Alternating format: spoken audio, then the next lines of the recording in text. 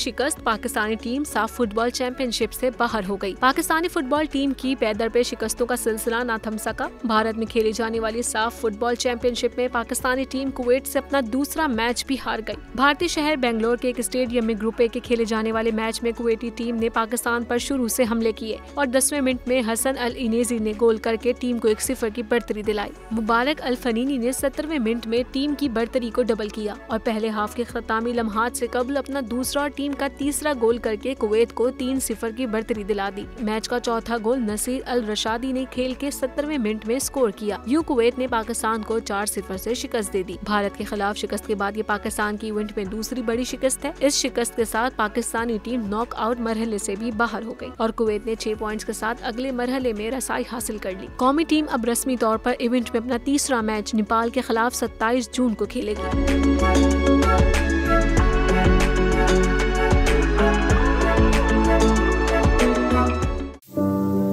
तू की जाने यार अमीरा, रोटी बंदा खा जाती है।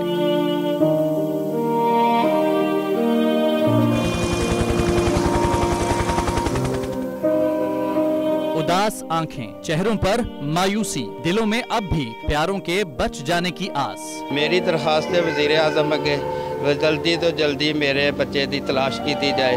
गम की इस घड़ी में बोल रहा अपनों के साथ। और यूनान में महाजरीन के जहाज को हादसे के बाद अब रेस्क्यू ऑपरेशन खत्म हो चुका है। सहाफती फराइज को निभाते हुए पहुंचाई हर खबर अवाम तक।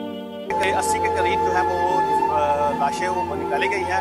बोल की खबर पर FIA की बड़ी कार्रवाई, इंसानी स्मगलर्स के खिलाफ इक़दाम करते हुए गिरफ्तार कर लिया। ह्यूमन ट्रैफिकिंग सर्कल गुजरात ने बड़ी ये कार्रवाई की है जिसमें कश्ती हादसे में मुलव्वस अहम सरगना गिरफ्तार कर लिया गया है। क्योंकि बोल है पाकिस्तान का नंबर 1 न्यूज चैनल।